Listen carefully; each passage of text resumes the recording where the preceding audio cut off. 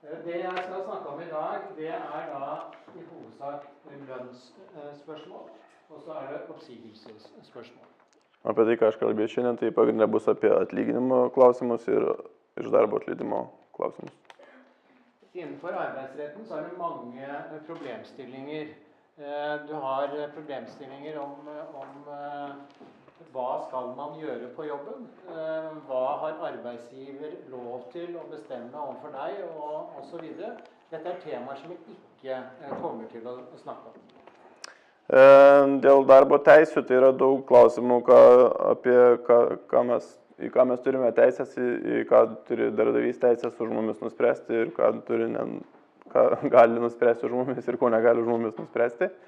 Apie šias temas aš nekalbėsiu. Bus pagrindinė apie atlyginimus ir darbo atleidimą. Det første temaet jeg skal snakke om, det er da lønn som man da får hos arbeidsgiver.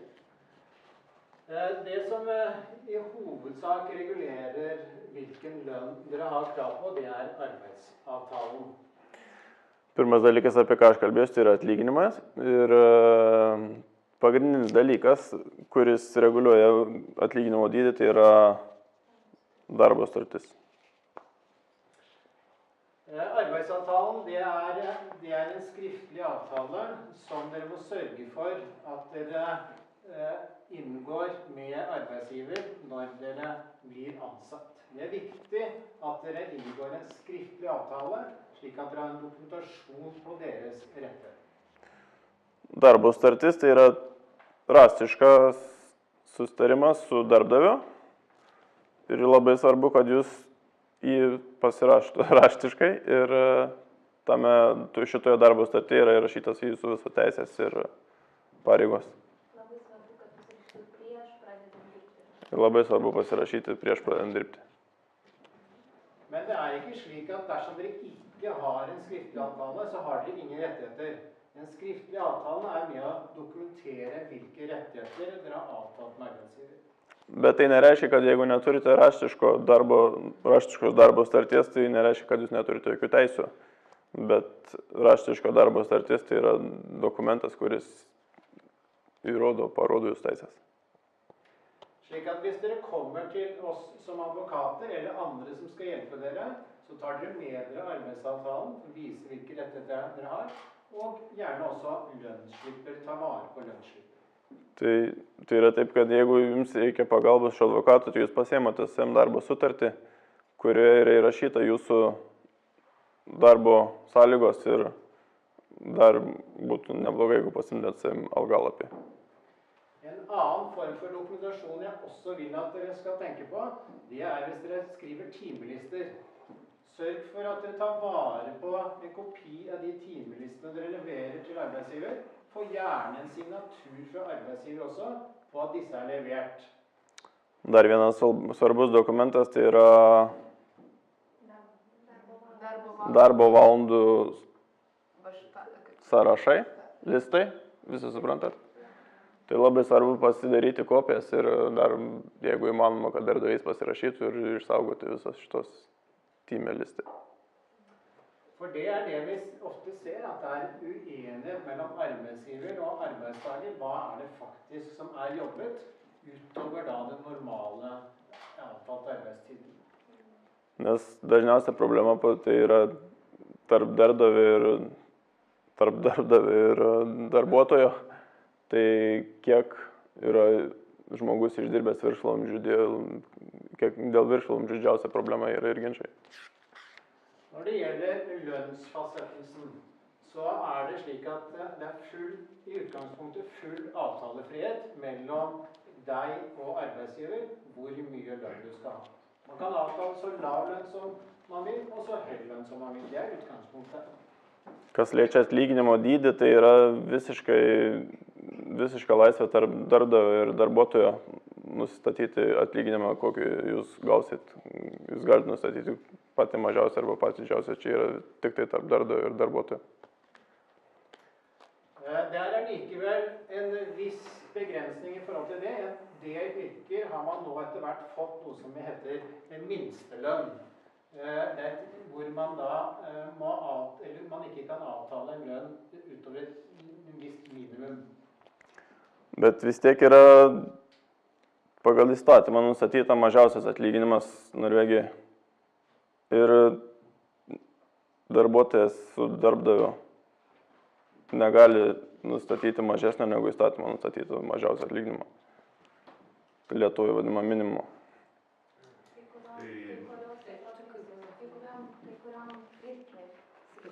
Specialybėse?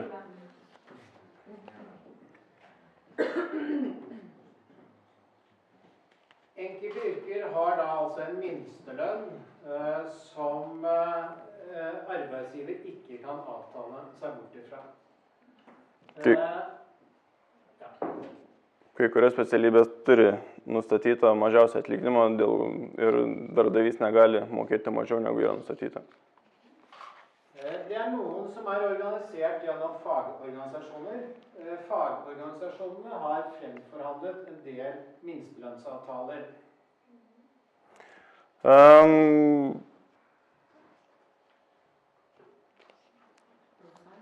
Profsąjungos.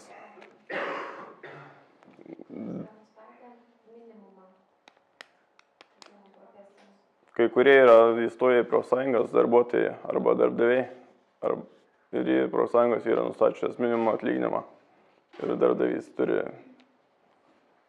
tai mokėti. Men selv om man ikke organisert gjennom en fagforening, så det allikevel en del yrker hvor det bestemt en minstelønn. Her i Norge det kommer mange bygningsarbeidere fra for eksempel Litauen eller Polen som kommer hit til Norge, som jobber på byggeplasser og har et fagbrev. Da har de krav på lønn fra en slik bygningsarbeider. Det vel eksempelvis rundt 180 kroner i timen.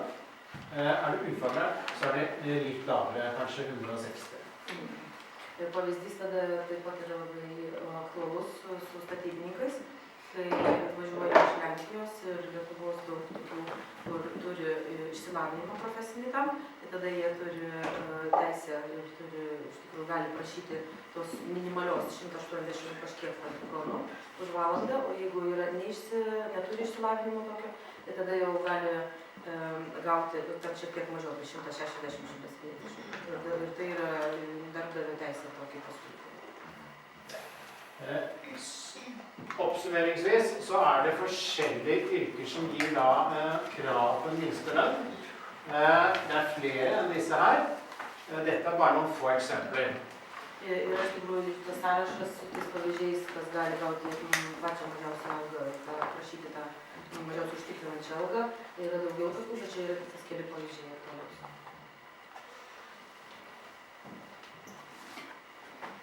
Da går jeg over til overtidsbetalt. Dabar perėsime prie apmokėjimo už viršvalandžius. Hvis man jobber overtid, det vil si utover avtalt arbeidstid, men allikevel utover en viss mengde, eksempelvis utover 9 timer i en dag, eller utover 40 timer i en uke, og dette avtalt eller pålagt arbeidsgiver som har krav på overtid. Jeigu kalbam apie tai, kad dirbama daugiau negu 9 valandas per dieną arba daugiau negu 40 valandų per savaitę, tada ir tos valandos virš tų valandų pradirbtų, tada jau kalbama apie apmokėjimą už viršvalandžius, jeigu tai yra nurodyta sutartyje, tai svarbu paminėti. Men merk dere at dette må være enten pålagt av arbeidsgiver eller avtalt mellom deg og arbeidsgiver. Hvis du selv velger å bare sitte og jobbe litt lenger, så har du ikke krav på overtidsbetalt. Kanskje avspasering. Jeigu darbuotojas nusprendžia pats pasėdėti ilgiau, šiek tiek padirbėti nesutaręs su darbdaviu ir tas nenurodyta darbo sutarty, tai tada už tokius viršvalandžius čia jau nebegalima reikalauti iš darbdavio, kad jis apmokėtų. Her det viktig at dere kommer inn og flinke med eller disse timelistene som jeg vet om.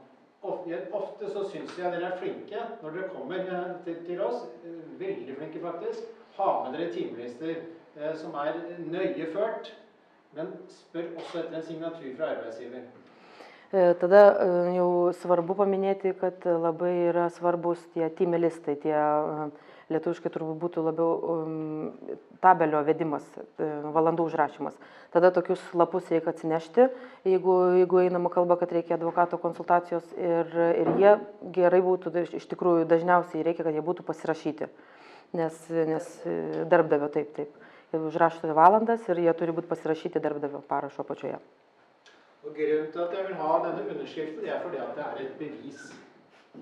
Da har man en signatur fra arbeidsgiver som ikke kan komme og si at nei, dette har du laget selv uten min godkjennelse. Tas parašas yra kaip patvirtinimas ir įrodymas, kad darbdavys peržiūrėjo tą lapą ir žinoma, neturi būti tokių atvejų, kad ateitų dar paskui darbdavys ir pasakytų, ne, šitas parašas yra padirbtas ir ten nepasirašyta ir aš neperžiūrėjau tų valandų. Når det gjelder når dere har krav på overtid, og hvor mye dere har krav på overtid, så står det ofte i arbeidsavtalen. Ar yra teisė gauti apmokėjimą už viršvalandžius, dažniausiai yra nurodyta darbo sutartyje. Et minimum i loven det er at man skal ha minst 40% tillegg. Det kan også avtales høyere hos arbeidsgiver, ofte 50% tillegg. Įstatymą nurodoma, kad 40% viršaus turi būti mokama už viršvalandžių tas valandas. Dar plus prie algos tos, kuri buvo nustatyta valandinė alga. Kai kurie gali sustarti ir daugiau, pavyzdžiui, 50% priedas prie pagrindinės algos. Det vil si, dere får ikke noe lønn fra arbeidsgiver. Hva gjør dere da? Dabar kalbės apie algą, kuri nebuvo išmokėta. Det er ikke slik at hvis dere ikke får lønn, så kan dere slutte å jobbe en gang. Det kan dere ikke gjøre. Det kan være at arbeidsgiver har for dårlig råd og klarer ikke å utbetale den månedslønna dere skal. Du må likevel fortsette å jobbe. Jeigu jūs negaunate algos, tai dar nėra kaip pagrindinė sąlyga, kad jūs jau galite nustoti dirbti ir jau nebeiti į darbą. Taip daryti negalima, nes reikia atsižvelgti ir į įmonės situaciją, gal nėra užtektinai pinigų įmonėje, bet jie žada sumokėti vėliau ir dėl to negalima taip nustoti staiga eiti į darbą, o dirbti, tęsti reikia būtinai. Hvor lenge dere må fortsette å jobbe uten lønn, det blir litt skjønnsmessig, litt an på arbeidsgivers behov og deres behov, og hvordan er utsiktene for å få lønn i fremtiden. Kiek laiko galima taip dirbti be algos gavimo, čia jau tada priklausys nuo aplinkybių. Tada reikia kalbėtis ir žiūrėti, kaip jūsų galimybės taip dar vis be pinigų sėdėti ir taip pat kaip darbdavys. Ar darbdavys dar turite jam padėti ten kažkiek prisidėti su darbais, ar jau iš tikrųjų jau ir jisai nebegalės tęsti veiklos. Jeigu praeina jau apie 2-3 mėnesius, kai yra negaunama alga, tada jau reiktų susisiekti su advokatu arba gauti kažkokią kitą pagalbą. Yra tam tikros kaip garantinės sąlygos. Tai pavyzdžiui, Norvegijos valstybinis NAVO garantinis fondas, kuris dengia algas, jeigu įmonė bankrutuoja. Og da garanterer de både for vanlig lønn, for overtid, og så feriepenger. Tada tas fondas garantinis garantuoja grąžinti už algą, už atostoginius ir už viršvalandžius, jeigu jie buvo iš tikrųjų ten pradirbti. Er det 100% at man dekker alle de kravene? Man dekker alle de kravene. Dengiama 100% visi šitie dalykai. Men her er det et viktig men. Bet čia yra svarbus bet. Det er at dere har dårlig tid på å søke om dette. Tai yra svarbus bet, kadangi yra terminai, per kuriuos galite kreiptis ir atgauti tas algas. Er dere for sent ute, får dere ingenting. Jeigu pavėluojate, nieko nebegaunate. Nuspardė selvfølgelig om fristen. Ja, det kommer. Tuoj pasakys. Fristen, det er 1 år fra uteblitt lønn til at man har fått slått selskapet konkurs. Terminas yra nuo tada, kai taip metai laiko, žiūrint nuo tada, kai nebegavote algos, iki tada, kai įmonė paskelbė bankrotą. Betyr det at dere ikke får lønn i januar i år, så fristen på å sende inn en konkursbegjæring på selskapet januar neste år. Jeigu sausio mėnesį, tarkim, negavote algos ir ten dar buvo kažkokių niuansų, laukite, tada iki kitų metų sausio turite pareikšti savo teisės į algas ir turi būti paskelbtas tada tas bankrotas, jeigu tai yra iš darbuotojo pusės skelbiamas bankrotas. Og det viktig at dere gjør noe da i forkant av dette, for det en del ting som man må gjøre før man kan sende inn en konkursbegjæring. Man må finne ut, dette selskapet insolvent, har de ikke penger? Først da kan man åpne konkurs. Bet yra tam tikros sąlygos dar, kurias aplinkybės, kurias reikia išsiaiškinti, norint įmonę, taip sakant, subankrotinti. Ir tada reikia žiūrėti, ar įmonė iš tikrųjų yra nemoki, ar jinai yra moki. Ir šitus dalykus per visą tą laiką, per tuos metus reikia būti išsiaiškinus, kad jau galėtumėt pretenduoti į algas iš Navato fondo arba kad įmonės bankrotas būtų paskelbtas. Og det å sende inn en konkursbegjæring, det ikke så vanskelig, det kan en advokat hjelpe dere med. Og det ikke vanskelig, så ikke la dere skremme det. Neišsigaskite, bankroto paskelbimas iš darbuotojo pusės, norint paskelbti bankrotą įmoniai, nėra taip sudėtinga, nes iš tikrųjų advokatas gali laisvai padėti ir dabar čia išvertus tą konkursbegjæring paskelbimą bankroto jau čia paskutinis, kaip prieš paskutinis žingsnis paskelbti bankrotą, tai jau čia tada jis turi būti išsiųstas jau advokato pagalba. Det vi ser at det ofte det som henger igjen som man ikke har fått lønn for, det gjerne hvis man har fått for lite overtidsbetalt, og så har man levd med det lenge, og da det fort gjort at denne ettårsfristen ble brutt. Jeigu buvo kažkoks ne iki galo susitarimas dėl tų viršvalandžio apmokėjimų ir tada ten tos valandos kažkur buvo pasimetusios, tai jau praėjus metam laiko jau pradeda matyti advokatai patys, kad ten kažkiek atsiliko tų valandų, jau jų nebegalima sugaudyti, jau praėjo laikas, jau senaties terminas, tai reikia tokius dalykus visada stebėti. O koks senaties terminas? Tai metai laiko, tie patys metai, taip. Husk at en advokat trenger minst 2 til 3 måneder på å sende inn en konkursbegjæring. Ir svarbu atsiminti, kad advokatas turi turėti apie 2-3 mėnesius dar sutvarkyti visą šitą bankroto išsiuntimą ir taip toliau. Tai svarbus dar irgi pataikyti tuos metus laiko ir tos 2-3 mėnesius advokatui duoti. Dabar kalbės apie atleidimus iš darbo arba kaip pats išeinate ir trumpalaikis darbo sustabdymas, kai trumpam tas permiteringas, toksai specialus norvegiškas žodis, kai trumpam kažkokį tai laiką nėra darbų ir jūs sustabdomas nuo darbų. Pravaikštas čia kaip pats, bet čia iš darbdavio pusės. Prastovas, taip, teisingai, prastovas, taip. De fleste arbeidsforhold starter med en prøvetid. Dažniausiai darbdaviai pradeda su tuo bandomuoju laikotarpiu. Taip, bandomasis laikotarpis. Denne prøvetiden kan variere, men det avtales da, det står i arbeidsavtalen, men maksimalt 6 måneder prøvetid. Galima apsitarti su darbdaviu, kiek mėnesių bus tas bandomasis laikotarpis, bet maksimumas tai yra 6 mėnesiai. Denne prøvetiden har man for å finne ut om du passer inn i dette arbeidet du ansatt i. Og det vil være litt lettere å si deg opp dersom du ikke passer inn. Per tuos mėnesius bandomojo laikotarpio darbdavys apsižiūri, ar darbuotojas yra tinkamas tam darbui. Jeigu yra netinkamas, tai yra labai lengva priežastis tada atleisti bandomojo laikotarpio metu. Men det skal allikevel være en saklig grunn, og ikke bare en sånn jeg liker deg ikke forklaring. Bet turi būti gerai nurodyta priežastis, tvirta priežastis, o ne taip, kad darbdavys pasako, ne, šitas darbuotojas man tiesiog nepatinka. Turi būti tikra priežastis. Nærmere om oppsigelse når du nå har kommet deg godt inn i jobben hvor du jobber. Det kan være grunner for... Dar daugiau dabar kalbėsime apie atleidimus iš darbo, kai jau bandomasis laikotarpis pasibaigė. Det kan være grunner for å si deg opp både på grunn av deg eller forhold hos arbeidsgiver. Tai gali būti dvi priežastis, kad dėl pačio darbuotojo arba dėl sąlygų darbe. Hva gjelder forhold hos arbeidsgiver, så kan det være at de ikke har arbeid tidligere.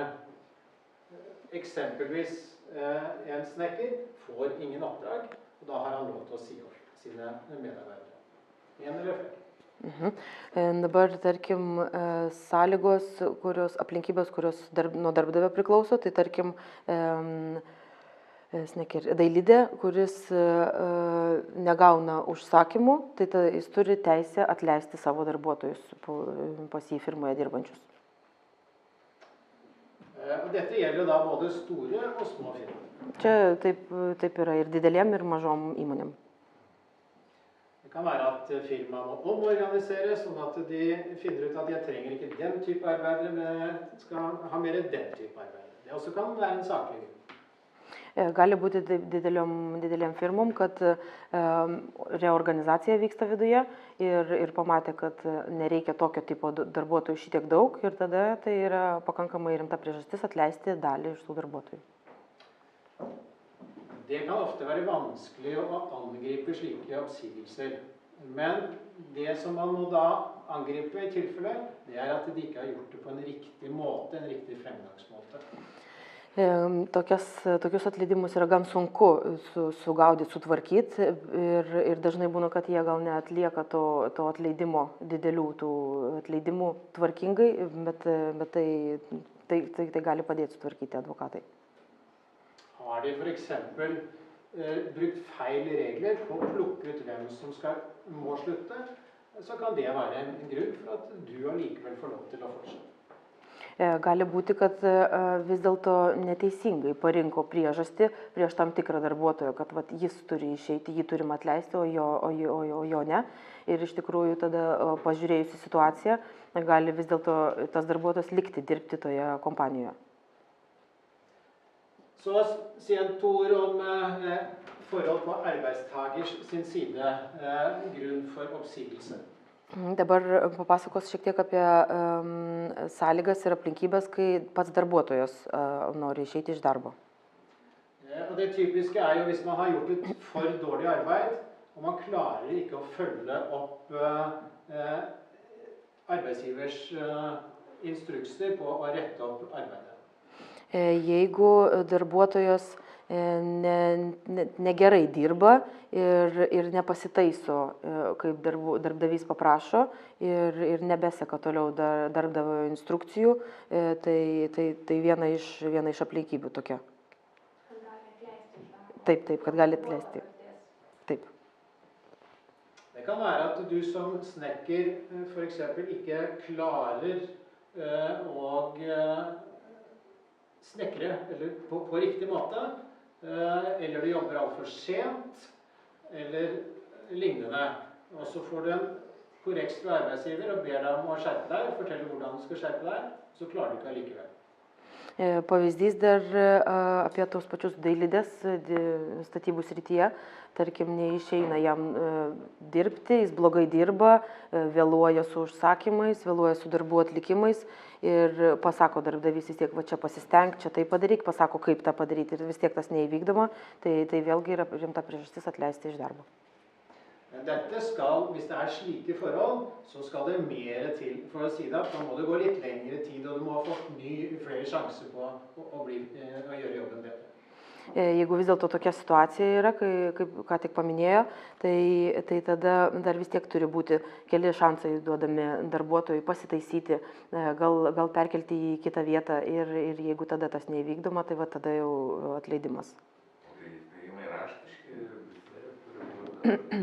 Hva med varsel før oppsigelse? Ja, man skal alltid få et varsel før oppsigelse. Man skal få en mulighet til å rette seg opp, tatt inn til møter og snakket med arbeidsgiver. Det skriftlig eller muntlig skal det være? Det bør jo som bevismessig for arbeidsgiver, så bør det være skriftlig. Turėtų būti raštiški įspėjimai. Hvor grensen går vanskelig å si. Det veldig skjønnsmessig. Det avhengig fra tilfelle til tilfelle. Labai, aišku, sunku nupasakoti taip konkrečiai, kad va tada ir tada turi būti taip ir taip, nes priklauso nuo daugelio aplinkybių ir sąlygų. Men det klart, hvis du begynner å selv gjør grove feil, altså du mye for sent, kanskje skulker, rappkjeftet mot arbeidsgiver, kollegaer, sånt, så skal det kanskje mindre til for å bli sagt. Jeigu vis dėlto iš jūsų pusės yra negražus elgesys ir su kolegom, ir gal grubokas, ir neklauso darbdavio, tai jau dar mažiau ir pritrūks, ir dar tik šiek tiek, ir jau būsite atleistas. Men merk, hvis dere blir sagt opp, så har arbeidsgiver et krav på seg til å skrive dette i en skriftlig oppsigelse med en del punkter som skal stå i denne oppsigelsen. Hvem det som skal skrive? Arbeidsgiver. Det arbeidsgiver. Darbdavys visgi tada turi parašyti tą raštišką atleidimą ir ten turi nurodyti punktus, pagal kuriuos jisai galvoja, kad čia yra rimta priežastis atleisti. Og det slik at denne oppsigelsen ikke gjort på riktig måte, så gjelder ikke oppsigelsen. Jeigu vis dėlto atleidimas iš darbo yra ne pagal taisyklės parašytas, tai nebegalioja tada tas atleidimas iš darbo. Men da har dere en frist på dere til 4 måneder å reise en rettssak for at dere kan bruke det argumentet. Jeigu vis dėlto tas atleidimas iš darbo yra neteisingai suformuluotas, ne pagal teisingas taisyklės, yra 4 mėnesių terminas, per tos 4 mėnesius jūs turite kreiptis į advokatus, iškelti bylą, jeigu norite naudoti tą būtent argumentą. Det står i loven hva som en oppsigelse skal inneholde, men veldig enkelt det hvis dere ikke får noe skrift, hvis dere bare får en muntlig eller en enkel mail eller SMS. Da det ikke formidlet, det kan dere være sikre på. Turi būti aiškiai parašyta, o ne SMS-as, ne e-mailas, ne žodžiu pasakyta, bet tokie atleidimai iš darbo negaliojantis yra. Tik tais raštiškas, normalus ant lapo pasirašytas. Hvis dere har blitt sagt opp, så det spørsmålet når skal dere da slutte. Det da en oppsigelsestid som gjerne står i arbeidsavtalen, hvor lenge den Kada reikėtų baigti darbą, jau gavus atleidimą iš darbo, tai dažniausiai nurodyta darbo sutartyje ir irgi reikia atsižvelgti į tai ir įstatymus. Normalt så det minimum 1 måned, som lovens krav, men det kan også være 2 og 3 måneder hvis du har jobbet lenger, hvis du har avtalt en lengre oppsigelsestid hos arbeidsgiver. Labai dažna yra, kad nurodomas 1 mėnuo, bet pasitaiko ir 2-3 mėnesių laikotarpis, prieš kurį turi darbdavys jums pranešti, kada jau turite baigti. Hvis du blir oppsagt, så bør du ta kontakt med en advokat. Jeigu vis dėlto atleistas esate iš darbo, tai susisiekite su advokatu. En advokat kan hjelpe deg til eventuelt å sende saken til domstolene, hvis man mener at det noe feil ved oppsigelsen. Tada advokatas gali padėti jums iškelti bylą, nusiųsti ją iki teismo ir viską padaryti tą laiku ir tvarkingai. Men han kan også gi deg råd og fortelle at faktisk jeg tror at denne oppsigelsen helt riktig. Jeg tror vi lar det være med det, og så avslutter vi nå. Bet taip pat advokatas gali pažiūrėjus į visą situaciją pasakyti, kad taip, čia vis dėlto viskas tvarkingai atrodo ir tiesiog palikime taip, kaip yra. Men dersom det feil oppsigelse, så kan det være at du kan få jobben tilbake, og du kan få erstatning for tapt arbeidsinntekt. Jeigu vis dėlto atleidimas iš darbo buvo neteisingas ir įstatymiškai neparemtas, tai tada galima arba grįžti į darbą, arba gauti išmoką už tai, kad buvo tam tikrą laikotarpį netektos pajamos. Du kan også få en oppreisningserstatning som for tort og svie, som på også kanskje noen 10 000 kroner. Kan du forklare litt mer? Det heter oppreisningserstatning. Oppreisningserstatning. Det en erstatning som ikke begrunnet i økonomiske tap, men som begrunnet i, altså at som en plaster på såret fordi at arbeidsgiver har gjort feil. Taip pat galima kalbėti apie tokias išmokas, kurios nepadengs jūsų pajamų netektų, bet kaip vienkartinė išmoka, kaip kad darbdavys, ten, tarkim, už moralinę žalą padengtų. Bet čia tokių reti atvejai. En advokat kan også eventuelt hjelpe deg med å komme fram til en mellomløsning med arbeidsgiver. For det ikke sikkert at hverken du eller arbeidsgiver sikker på om dere vil vinne fram i retten, og så forhandler man seg fram til en mellomløsning. Kai kada būna tokios situacijos, kai nelabai aišku vis dėlto, ar čia darbdavio kaltė, ar čia darbuotojo kaltė, tai tada advokatai padeda ateiti prie susitarti. Padeda susitarti taip, kad būtų patogu ir tai pusėje, nes galbūt nei ta pusė nelaimėtų vis dėlto teisme. Tai tada susitarimas toks bendras galiotų. Da forlater vi oppsigelse. Vi har noe som heter, og nå skal jeg gå fortere frem, vi har noe som heter avskjed, som en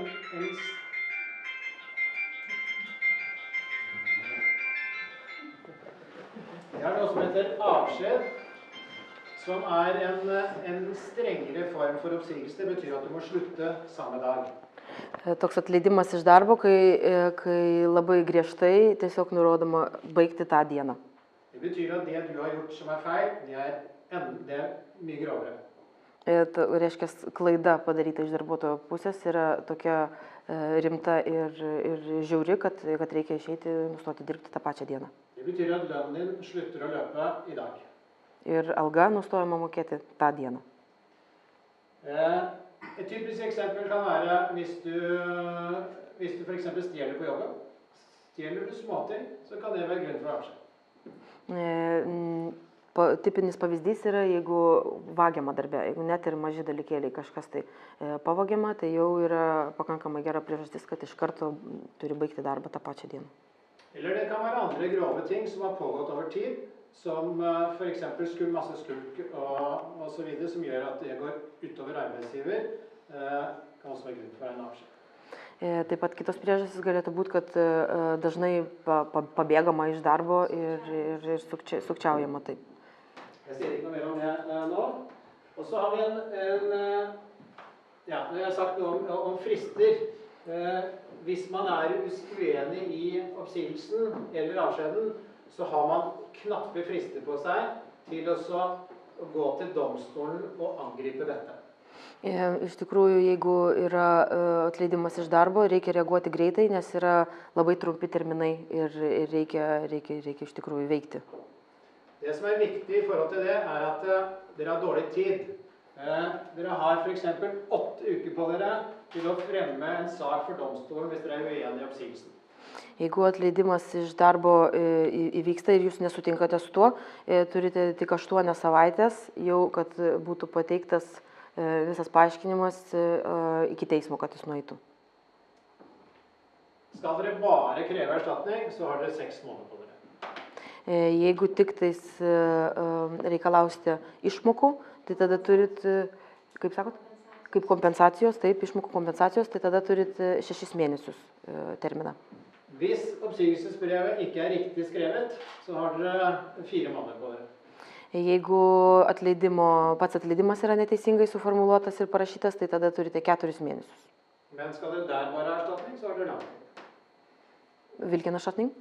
Hvis dere bare skal ha erstatning når dere har fått en uformiktig, ikke skrevet riktig, så har dere lengre tid, da har dere 3 år.